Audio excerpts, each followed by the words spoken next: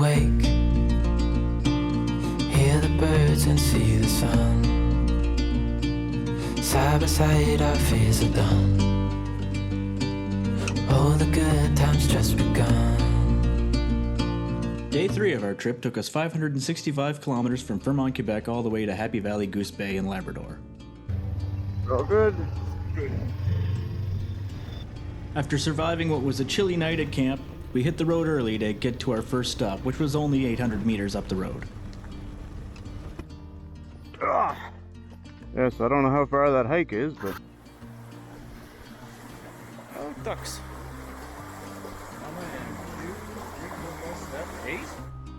Now, there are multiple hiking trails of varying degrees of difficulty and length to get to the top of this hill, so we chose the children's route because nobody needs to be a hero at 7 a.m.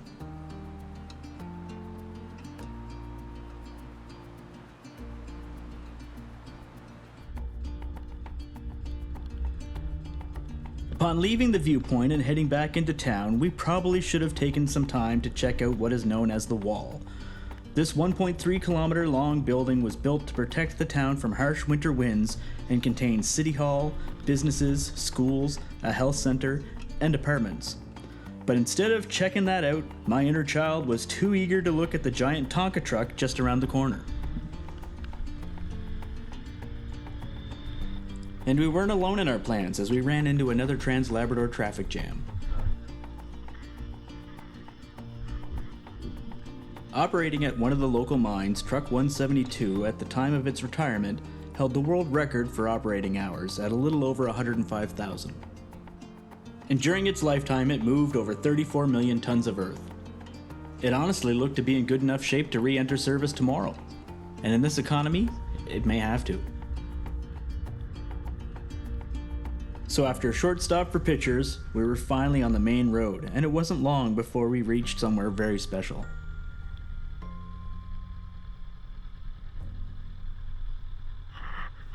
We made it! Now let's go back. Yeah, we made it. Right. And we didn't die! Rule number 1, don't die. We had made it to Labrador, and were officially on the Trans Labrador Highway. Now, our excitement to be on the Trans Labrador Highway is evident in the fact that I have zero footage of Labrador City. We only stopped long enough to get some fuel and some oil for the KLR, and we were off.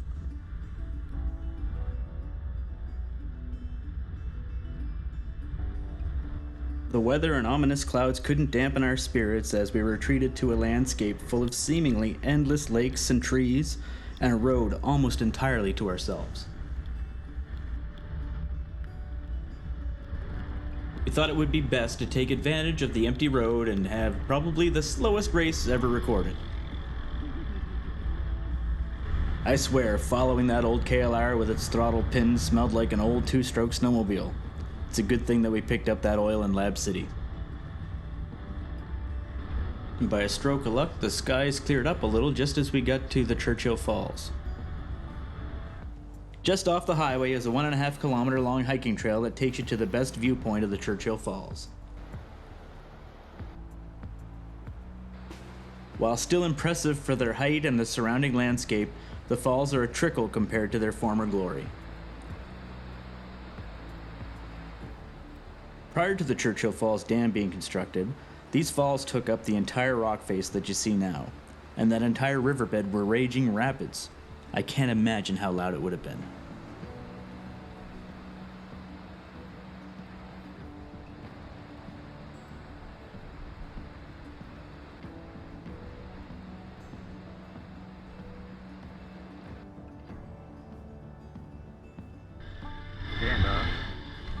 Now, there's a few of these graded bridges along the Trans Labrador Highway, but this is the only one with a stop sign at each end and is a single lane.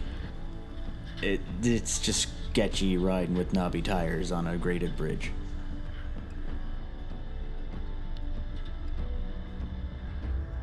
Next up was a mandatory stop in the town of Churchill Falls for fuel.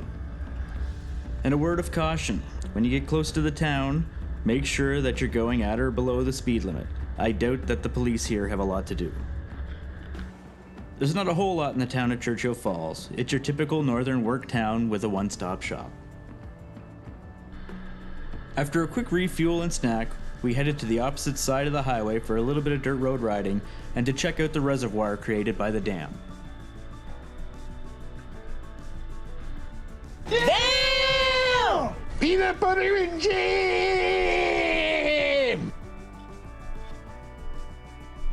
So I'll take a picture, but we can ride along the whole thing and come down the other side.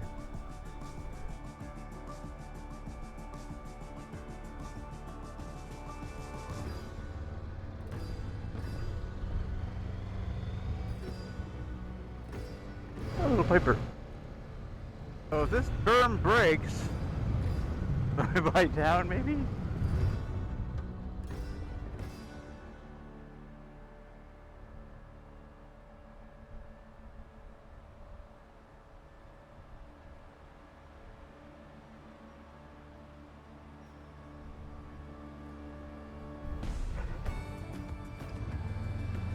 Google Maps lists this as a tourist viewing area. But it doesn't exactly get the best reviews.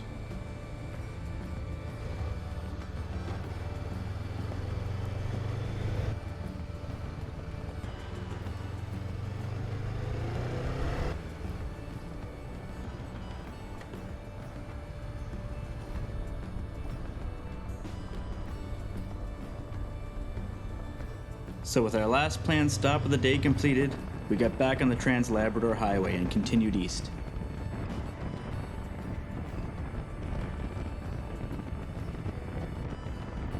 On this leg of the ride, we experienced a wide range of weather, from clear blue skies, wet roads, rainbows, and rain. But nothing could have prepared us for what was inside those dark clouds. What's this? What's this?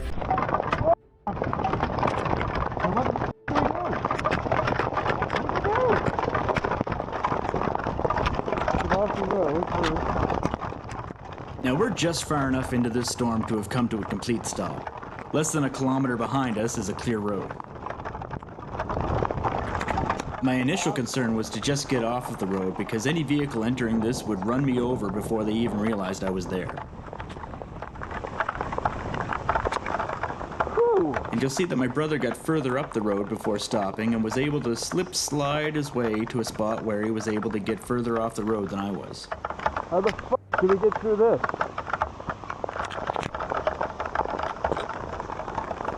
Holy shit!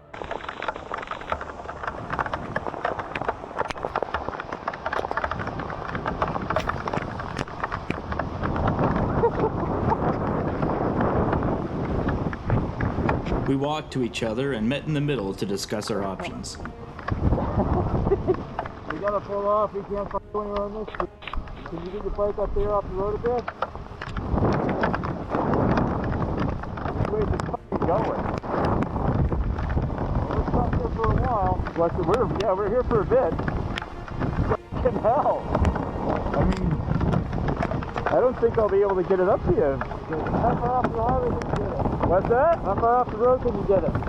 I can walk it up, like running it and just. Well, you can probably get on the other side of mine, and the two of us can haul it back later on.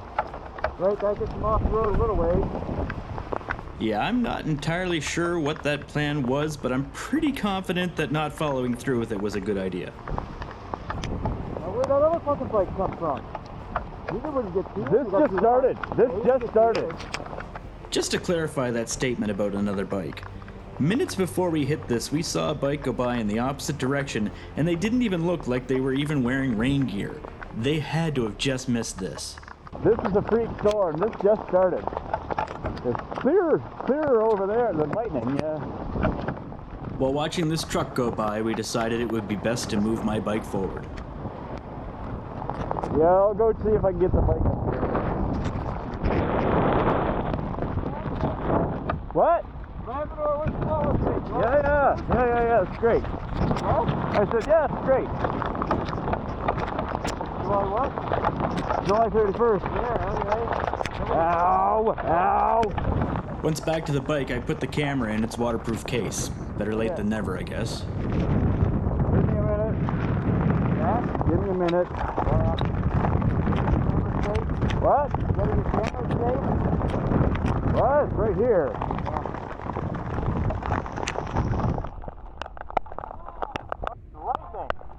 So trying to put wet gloves back onto wet hands during a snowstorm is fun. Yeah, I got a little frustrated and threw my glove. But if you want to know what instant karma feels like, imagine putting your hand into a glove that's now full of gobstopper-sized balls of ice. Good times.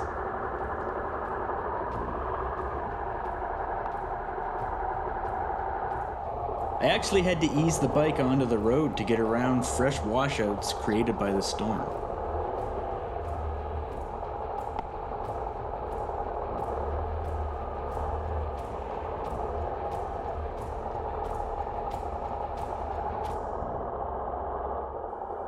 Thankfully, we got to the bike up to this road sign, which gave a little more room off the road just in time before a transport truck went by.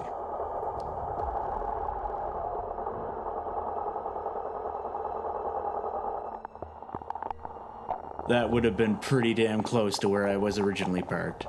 But wait, that was a load of snowmobiles. We could use a couple of those. Come back! Come back! So all we had to do now was wait out the storm and smile for the camera.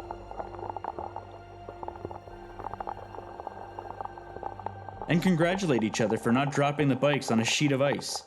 Bridgestone AX41 Adventure Cross tires are mud and snow rated, by the way.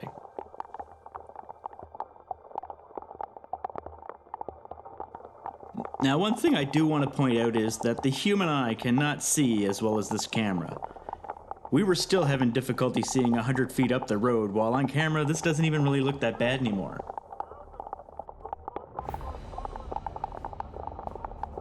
But luckily, before too long, while we recounted our experience of entering the storm, the ice pellets began to change to rain. And it doesn't matter how waterproof your gloves are in this, they're soaking through.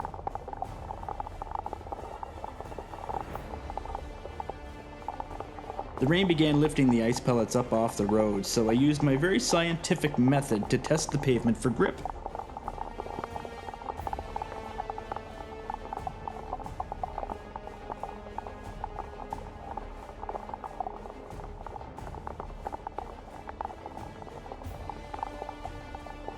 Still unable to see very far down the road, we decided to go for it.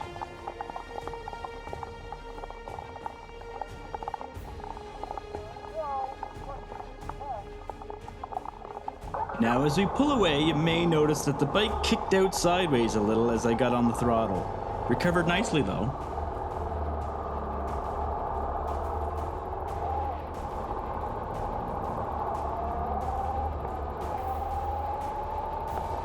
Are you kidding me?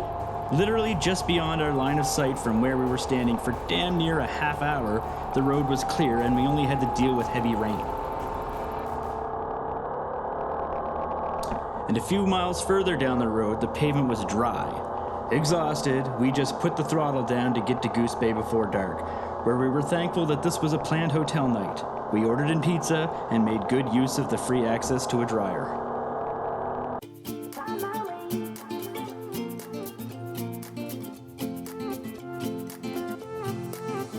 A new place, a new home, for a while, let me feel alive. Nothing to hold me back, take my time, just enjoy the ride. A new man passing by, life is good, best I've ever felt.